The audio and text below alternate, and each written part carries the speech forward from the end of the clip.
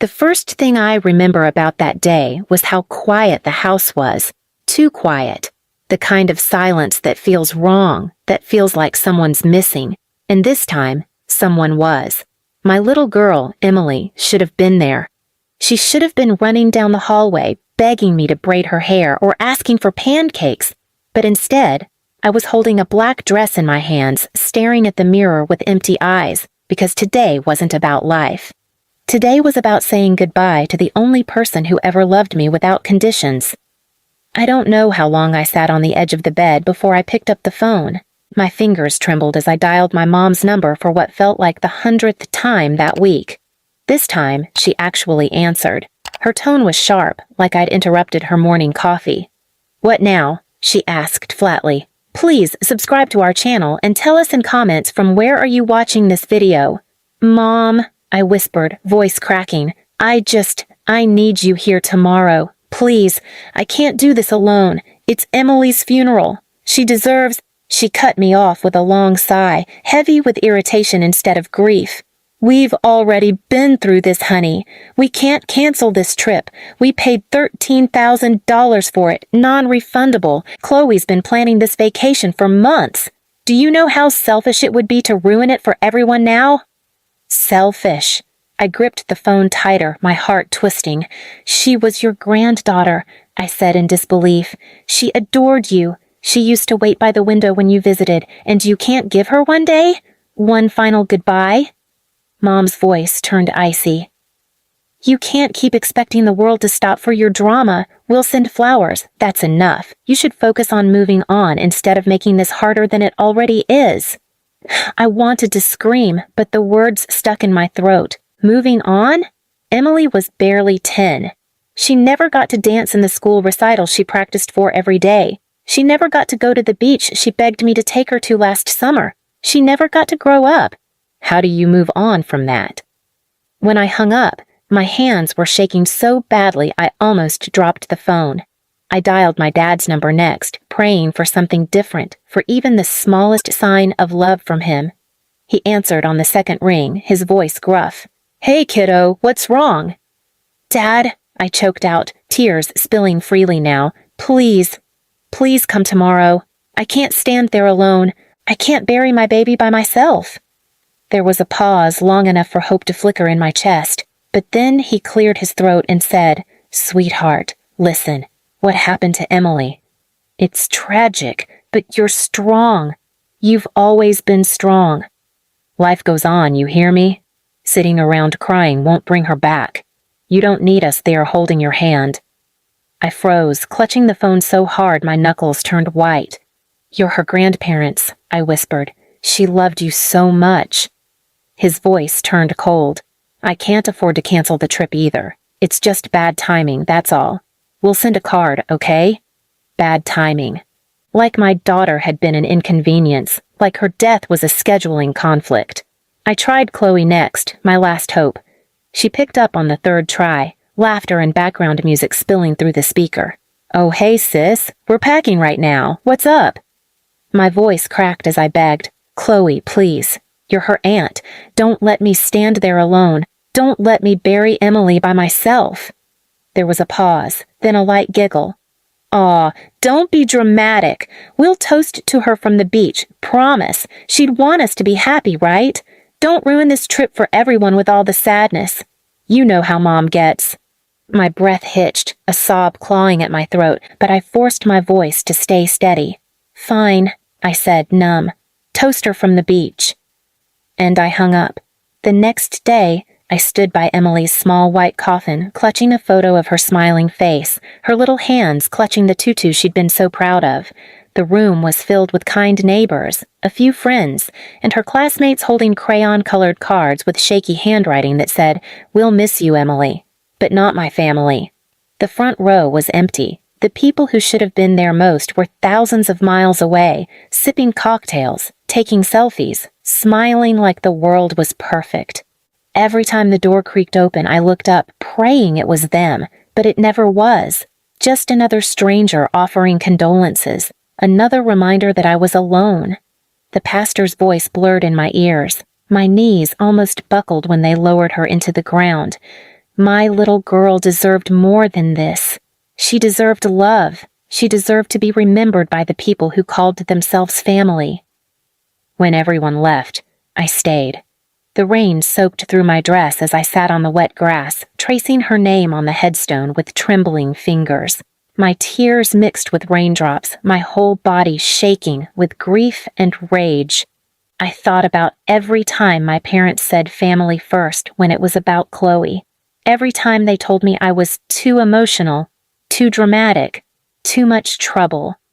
And now they had left me to bury my baby alone because a vacation was worth more than her life. That was the moment something inside me hardened. It wasn't just grief anymore. It was a promise that this would not be another betrayal they got to walk away from. They chose money, drinks, and beaches over Emily. One day, I was going to make them feel what real abandonment tasted like. One day, they were going to stand in front of empty chairs, needing someone to show up, and realize they had destroyed the only love that ever would have. I leaned against the headstone and whispered, "I'm sorry, baby. Mommy couldn't make them love you, but I swear, I'll make sure they never forget what they did." The days after Emily's funeral blurred together in a haze of grief and rage. I barely ate. I barely slept. Every time I closed my eyes, I saw her smiling face, that little gap in her teeth, the way she used to say, "You make everything better, Mommy." And then I'd remember the empty seats at her funeral. Her aunt, her so-called family, had decided her goodbye wasn't worth their time. 3 weeks passed before my parents called again. I didn't answer. When I finally checked my voicemail, Mom's voice was light, rehearsed, almost cheerful. "Sweetheart, we think it's time you move on. We picked up a bracelet in Cabo for Emily's memory. We'll swing by soon." A bracelet! As if a piece of cheap jewelry could patch over the hole they carved into my heart. I saved the message and didn't reply. The next day, Chloe texted me, "Hey, hope you're okay. Sorry we couldn't make it. You know how Mom is about canceling plans. We'll plan something fun soon." Fun. That word made me see red. I pictured Emily's coffin again. I remembered holding her cold little hand one last time and whispering promises into the silence. And I realized something. They truly believed this would blow over, that they could spend $13,000 on paradise, skip my daughter's funeral, toss me a souvenir, and expect me to forgive them like I always had. Not this time. I stopped taking their calls. I stopped replying to messages. I didn't visit on holidays, didn't show up for birthdays. Every time my phone lit up with their names, I pictured that empty front row at Emily's funeral and let it ring out. At first, they didn't notice.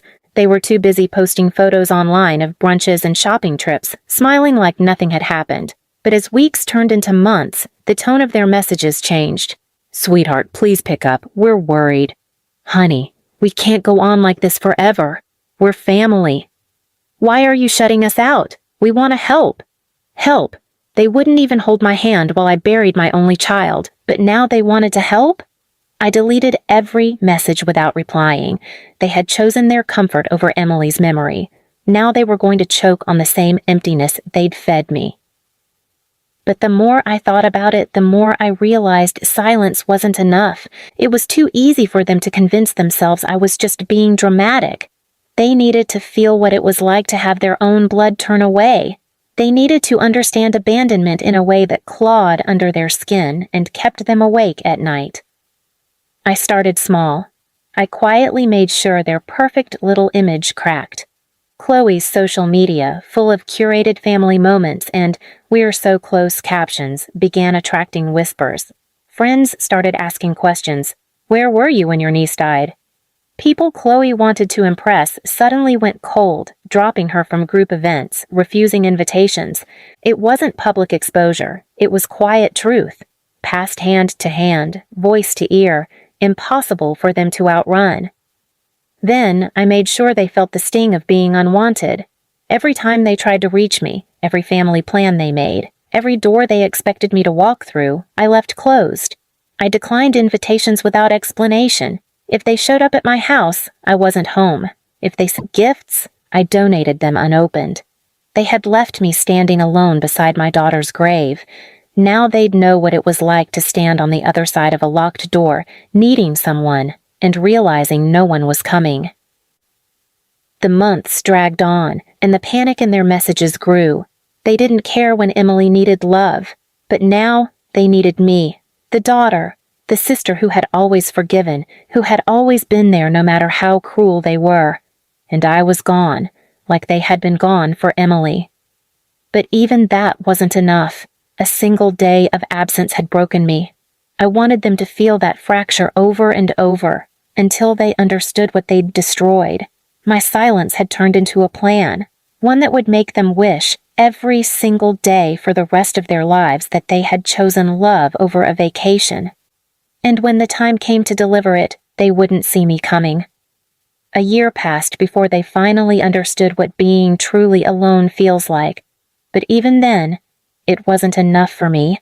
I had spent every night sitting on Emily's bed, holding her favorite teddy bear, promising her that one day they'd know what it was like to beg for family and find nothing but empty air.